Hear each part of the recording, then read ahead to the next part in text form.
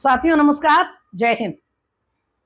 आज बात करेंगे कि कैसे अंग्रेजी की जो कहावत है उसको अगर हिंदी में अनुवाद करें तो ये कह सकते हैं कि सच जब तक अपने पांवों में जूते डाले तब तक झूठ जो है वो पूरी दुनिया का चक्कर लगाकर आ जाता है। और आजकल हमारे खबरों में, नैरेटिव में, खास करके भारत पाकिस्तान जो इंडो पाक सिचुएशन है ऑपरेशन सिंदूर के समय से, उसको लेकर कुछ कहीं तो कुछ ऐसा ही चल रहा है साथियों कि हर मामले में सच्चाई उजागर होती है, सामने आती है, लेकिन जब तक वो सच्चाई सामने आती है तो बिना सच्चाई को पता किए, बिना कोई प्रमाण, बिना कोई एविडेंस को दिखाए, कुछ अता पता किए, एक निश्चित एजेंडे, एक खास राजनीतिक मकसद से कुछ लोग एक झूठ चलाते हैं। और जब तक सच्चाई उजागर होती है, मामला खुलकर सामने आता है, तब तक वो झूठ एक बहुत बड़ी चर्चा का विषय बन चुका होता है। जल्दी से पिछले बस 2 दिनों में साथियों, हम बहुत पुरानी बात नहीं करेंगे क्योंकि इस मुद्दे पर इससे पहले भी आप अड्डा में हमारा विश्लेषण, हमारी बातचीत फॉलो कर चुके हैं। और सच पूछा जाए तो ये जो एक फिनोमेनन बन गया है, ये जो एक प्रथा सी बनती जा रही है, चलन हो गया है इस तरह के झूठ फैलाने का, वो इतनी तेजी से और इतने वाकये सामने आ रहे हैं कि अगर हम कुछ पुराने मुद्दे लेने लगे तो ये चर्चा, ये अड्डा हमारा बहुत ही लंबा हो जाएगा। तो मैं बस जल्दी से पिछले 1.5-2 दिन के कुछ उदाहरण, कुछ ऐसे मसले लाऊंगी और आपको समझ में आएगा कि क्या चल रहा है, किस तरह की भारत की सुरक्षा को लेकर, भारत के डिफेंस फोर्सेस को लेकर, हमारे सीमावर्ती क्षेत्रों को लेकर, और हमारे विदेशी मामले हैं, खासकर सुरक्षा से संबंधित मामले जो हैं डिप्लोमेसी के क्षेत्र में, इन सब में हर रोज एक नहीं, दिन में कई कई बार ऐसे झूठ, ऐसे बनाए हुए मुद्दे या तो लाए जा रहे हैं या किसी जानकारी को कुछ इस रूप में उसको प्रस्तुत किया जा रहा है, ऐसा उसको रंग दिया जा रहा है कि मुद्दा कुछ और होता है लेकिन उसको कुछ और रंग दे दिया जाता है।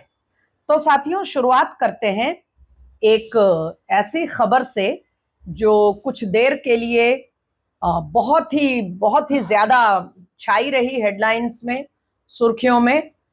मेन स्ट्रीम मीडिया जिसको हम मानते हैं, जो लेगेसी मीडिया कह लीजिए, अखबार, टेलीविजन वगैरह, रेडियो, इनमें तो उतना ये चीज नहीं, उतना महत्व इस जानकारी को नहीं मिल पाया क्योंकि वहां पर कम से कम थोड़ी पुष्टि की परंपरा अभी बची हुई है, थोड़ी जवाबदेही कुछ हद तक अभी भी है। लेकिन डिजिटल प्लेटफॉर्म्स पर तो ये बिल्कुल जंगल की आग की तरह ये खबर फैली। और खबर क्या थी कि पाकिस्तान की रशिया से मुलाकात हुई है, उनकी भेंट हुई है, और एक हाय तौबा जैसी स्थिति बनाने का, उस एक मुलाकात को लेकर एक हाय तौबा जैसी एक पूरी चर्चा बना दी गई कि अब तो भारत का पूरी दुनिया में ऑपरेशन सिंदूर को लेकर एक भी दुनिया का कोई देश हमारे पक्ष में नहीं आया।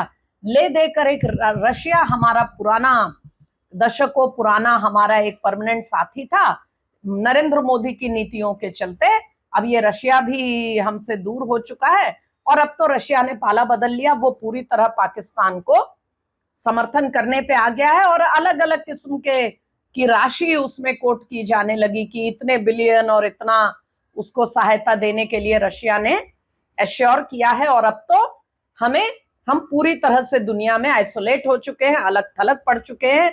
जब रशिया भी हमारा साथ छोड़ दिया तो अब बचा क्या, ये सब नरेंद्र मोदी का किया कराया है। इस तरह की चर्चा फैलाई गई, कुछ वीडियो भी बनाए गए, बहुत सारी टिप्पणियां की गई। साथियों, इतना प्रेशर और इतना ज्यादा इस पर ये मुद्दे को उछाला गया कि आधिकारिक रूप से रशिया की सरकार को, वहां के पुतिन की सरकार को आधिकारिक रूप से बयान जारी करके कहना पड़ा कि ये जो बातें हैं ये बिल्कुल निराधार हैं। कोई इस मुलाकात का भारत और रशिया के संबंधों से न कोई लेना देना है, न हो सकता है। और बल्कि उन्होंने उसमें फिर ये भी बताया कि कैसे रशिया और भारत के संबंध उतने ही प्रगाढ़ हैं जितने रहे हैं, और बल्कि व्लादिमीर पुतिन भारत आने की तैयारी कर रहे हैं इसी साल, और वो कई क्षेत्रों में भारत और रशिया के संबंधों को पहले से और मजबूती देना चाहते हैं। तो ये ध्वस्त हो गया साथियों। फिर एक नया मुद्दा क्रिएट किया गया कि किस बात की नरेंद्र मोदी हर चीज का ढिंडोरा पीटते हैं, ढोल पीटते हैं और इसका राजनीतिक लाभ लेते हैं। हम देश की सुरक्षा और सेना से जुड़े मुद्दों का ढोल नहीं पीटा करते थे। हमारे समय में भी किसी ने कहा 9 सर्जिकल स्ट्राइक हुए, किसी ने कहा 11 हुए, किसी ने कहा 7 हुए, लेकिन हमने मनमोहन सिंह जी के रेजिम में कभी हमने इसका ढिंडोरा नहीं पीटा। हम इसको केवल सेना तक हमने इसको सीमित रखा।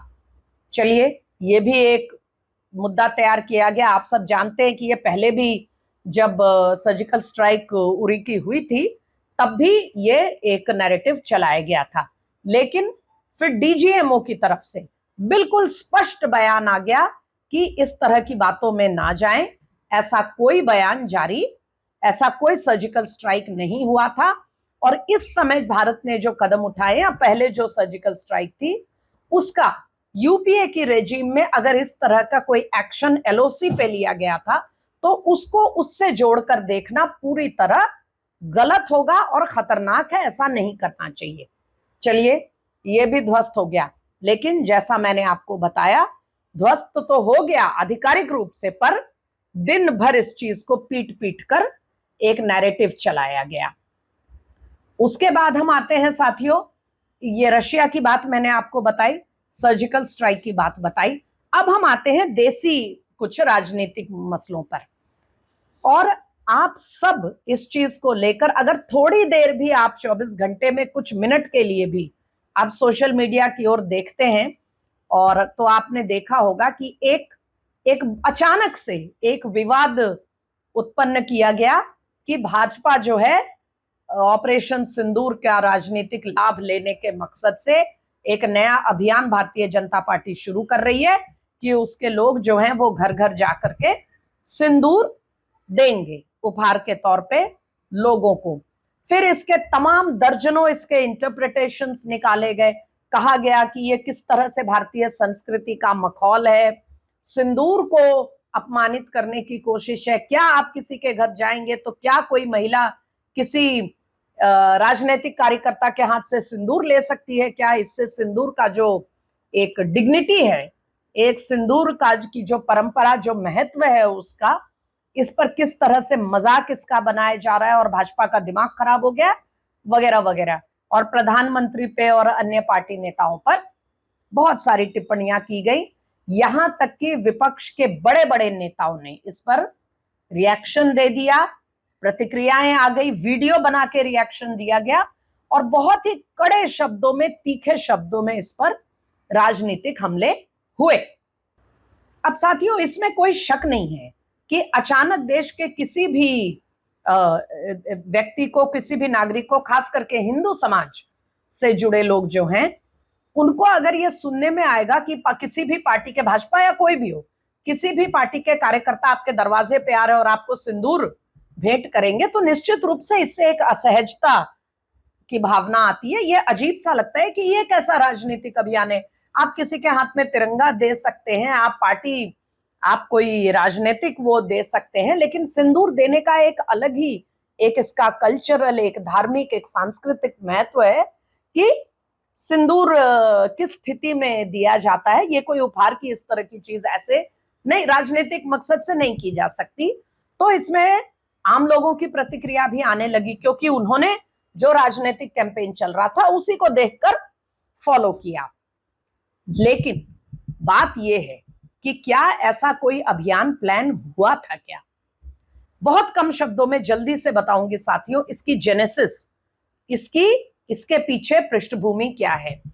पृष्ठभूमि ये है कि एक अखबार ने रांची के अपने एडिशन में एक खबर छाप दी कि इस तरह का अभियान भाजपा की तरफ से चलाया जाएगा। उसमें कोई आधिकारिक किसी का बयान नहीं था ऐसी बात करते हुए, और ना ये समाचार कहीं किसी और जगह पे सुनने को या पढ़ने को या देखने को मिला। लेकिन इस एक शहर में छपे, एक रांची के एडिशन में छपे इस समाचार को उठा करके ऐसा लगा जैसे ये समाचार भी एक योजना के तहत छपवाया गया हो। चलिए इसको बेनिफिट ऑफ डाउट देते हुए हम मान ले कि खबर छपवाने में कोई योजना नहीं थी, लेकिन क्या जिम्मेदार राजनीतिक पद पर रहने वाले लोगों को इतनी जल्दीबाजी करनी चाहिए प्रतिक्रिया देने में? उस एक खबर के सिवा साथियों, ना पार्टी का कोई बयान था कहीं, ना पार्टी के किसी नेता का कोई ऐसा अनाउंसमेंट या कोई प्रेस रिलीज, कोई विज्ञप्ति आई थी, ना कहीं पार्टी के किसी नेता ने बातों में ऐसा कोई बाइट या ऐसी कोई बात कही हो, कोई बैठक में ऐसा हुआ हो। यही नहीं, जब अन्य लोगों ने उस खबर को देखकर पार्टी के सभी नेताओं से बातचीत करनी चाहिए तो सभी ने अनभिज्ञता जताई। पार्टी में जितने भी जिम्मेदार पद पर लोग हैं, किसी को ऐसे किसी अभियान का पता नहीं था। तो कहीं तो थोड़ा सा एक ड्यू डिलिजेंस, कहीं तो एक प्रयास होना चाहिए किसी भी चीज को पुष्टि करने का। लेकिन तब तक, जैसा मैंने कहा साथियों, सच ने जब तक जूते पहनेगा सच, तब तक झूठ पूरी दुनिया घुमा चुका था। जब तक यह स्पष्ट होता कि पार्टी में ऐसा कुछ नहीं है, कोई बात नहीं है, कोई प्लानिंग नहीं है, कोई बयान नहीं था, कहां से आया बताइए, तो इसका कोई सोर्स भी नहीं बाहर आ रहा था, तब तक तो ये बहुत बड़ा एक राजनीतिक विवाद का मुद्दा बन चुका था। अंततः ये कार्यक्रम को लेकर आधिकारिक क्लैरिफिकेशन की गई कि ऐसा कोई अभियान नहीं है। और फिर सबसे मजेदार बात यह है कि जिस अखबार ने ये खबर छापा, उसी अखबार ने अपने ही खबर का खंडन भी कर दिया। तो हो गया, लेकिन द डैमेज वाज डन। अब इसी तरह से यहां तक भी ठीक है साथियों कि आपने एक झूठा राजनीतिक अभियान की खबर छापी बिना कोई पुष्टि के, और उसको लेकर के पूरी दुनिया में बवाल खड़ा हुआ, खूब उछला मसला, और बाद में पता चला कि ऐसा कुछ नहीं है।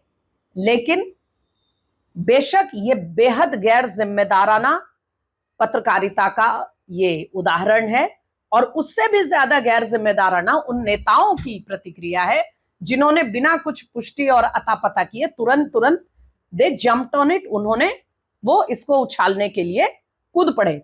लेकिन इन सब से कहीं बड़ा और गंभीर मसला है इस मुद्दे का कि पूरे ऑपरेशन सिंदूर में भारत ने जो स्ट्रेटेजिक अपना रिजॉल्व दिखाया, जो अपने सेना की, एयरफोर्स की हमने जो सिक्का जमा, जो सुपीरियोरिटी दिखाई, उस सारे चीज को नजरअंदाज करते हुए और पूरे मसले को, एक पूरे मुद्दे को एक सवाल पर लाकर केंद्रित कर देना कि कितने जहाज हमारे गिरे या नहीं गिरे। आप सब जानते हैं साथियों कि एयरफोर्स के जो डायरेक्टर जनरल, DGAO जिनको हम कहते हैं, एयर मार्शल AK भारती, उनसे बिल्कुल सीधे सीधे स्ट्रेट सवाल पूछा गया था इसी मसले पर DGMOs के प्रेस कॉन्फ्रेंस में, और तब उन्होंने स्पष्ट कहा था कि युद्ध में कितना लॉस हुआ सवाल ये नहीं है, सवाल ये है कि हम जो ऑब्जेक्टिव लेकर आगे बढ़े थे वो पूरा किया हमने, यानी सारे आतंकी ठिकानों को हमने जो जो चिन्हित किया था उनको ध्वस्त किया, और हमारे सारे पायलट सुरक्षित हमारे पास आ गए हैं। All our pilots are accounted for, ये उनका बयान था। इसके बाद इस मसले को जबरदस्ती पीटना क्या पाकिस्तान के नैरेटिव को आगे बढ़ाना नहीं है? क्या भारत ने ऑपरेशन सिंदूर में जो संकेत, जो संदेश, जो मैसेज पूरी दुनिया को दिया है कि पाकिस्तान अगर आतंकवाद से बाज नहीं आएगा तो वो दिन लद गए जब पाकिस्तान के भेजे आतंकवादी हमारे निहत्थे मासूम लोगों को मारेंगे, सुरक्षा बलों को मारेंगे, और हम केवल बयानबाजी और डॉसियरबाजी करके उनको छोड़ देंगे। अब अगर पाकिस्तान ऐसा करेगा तो कीमत चुकानी पड़ेगी और कीमत बढ़ती जाएगी। और ये हमने दिखाया। अगर आप उरी और बालाकोट और अब ऑपरेशन सिंदूर किया एक तुलनात्मक आप अध्ययन करें तो आप समझेंगे कि the cost will be higher every time. क्या हमने ये जो ऑब्जेक्टिव था, उद्देश्य, क्या हमने उसको हासिल नहीं किया? क्या युद्ध में मशीन का लॉस नहीं होता? क्या ये कोई वीडियो गेम है साथियों कि जहां आप अपने हिसाब से करेंगे? क्या ये जब युद्ध भूमि में जाएंगे तो वहां अगर जमीन पे लैंड वॉर होता तो क्या कोई टैंक, कोई आर्टिलरी गन्स का नुकसान नहीं हो सकता? क्या हवाई अभियान में एयर जो रेड होती है या एयर ऑपरेशन में क्या जहाज का नुकसान नहीं हो सकता? हो सकता है, लेकिन हमारे पायलट सुरक्षित वापस आए हैं। और सबसे बड़ी बात कि हमने अपने ऑब्जेक्टिव को हासिल भी किया और दुनिया को दिखाया भी है। तो इस पूरे मसले को भारत की नीति में आतंकवाद के प्रति, पाकिस्तान के प्रति, सुरक्षा के प्रति भारत की नीति में जो पैराडाइम शिफ्ट, जो आमूल परिवर्तन आया है, उसको छोड़ करके केवल ये गिनती पर पूरे मुद्दे को केंद्रित कर देना कि कितने जहाज गिरे, क्या ये ईमानदार एक विमर्श हो सकता है? क्या हम अपने जो देश की सुरक्षा का नैरेटिव है उसे भटक नहीं रहे हैं? और क्या जाने अनजाने हम पाकिस्तान के नैरेटिव को आगे बढ़ाने का काम नहीं कर रहे हैं? पाकिस्तान हर मामले में पिटा है, बुरी तरह पिटा है, और अब इसीलिए वो पूरे नैरेटिव को इसी बात पे केंद्रित करना चाहता है कि हमने इनके जहाज गिराए। वो ये नहीं देखता कि उस पर क्या बीती है। और साथियों, चलते चलते एक अंतिम बात जोड़ना चाहूंगी। ये केवल हमारे देश की सुरक्षा और हमारी स्ट्रेटेजिक जो सुपीरियरिटी है उसका मुद्दा नहीं है, ये एक कॉरपोरेट वॉर भी है, एक औद्योगिक लड़ाई है ग्लोबल स्केल पर। क्योंकि पाकिस्तान ने J-16 चाइना से लिए हैं, उसको दुनिया में ये दिखाना है कि भारत ने जो रफाल खरीदने का फैसला लिया वो डासो कंपनी जो फ्रांस की है, वो उसकी इन दोनों की लड़ाई भी आपस में है।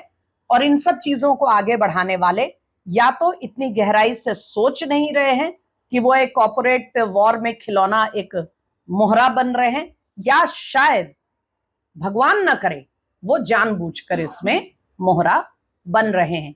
चाहे मामला कुछ भी हो, सीधी बात यह है कि हर रोज एक झूठ खड़ा करना, उस झूठ को ध्वस्त किए जाने के बाद न माफी मांगना, न खेद जताना, न उसको विड्रॉ करना, अगला झूठ खड़ा करने की तैयारी करना, ये खेल, ये गेम कब तक चलेगी और कब तक हम आंख मूंद कर इन खेलों को देखते रहेंगे और इन पर विश्वास करते रहेंगे? थोड़ा सा एनालिटिक होकर, थोड़ा सा विश्लेषण करके और आंख मूंद कर किसी चीज को विश्वास करने से पहले साथियों थोड़ा इंतजार करना चाहिए। सच्चाई आ जाए बाहर, आरोप की पुष्टि हो, और थोड़ा सा हमें एक क्रिटिकल होकर, थोड़ा एक समीक्षा वाली सोच के साथ भी मानना चाहिए चीजों को। नहीं तो हमें जाने अनजाने एक अनावश्यक नैरेटिव वॉर का मोहरा बना दिया जाता है और हम बन जाते हैं। इसी कॉशन, इसी सजगता को आप सबके सामने फिर से दोहराते हुए आज का अड्डा को यहीं विराम देते हैं। सतर्क रहिए, सुरक्षित रहिए। जय हिंद।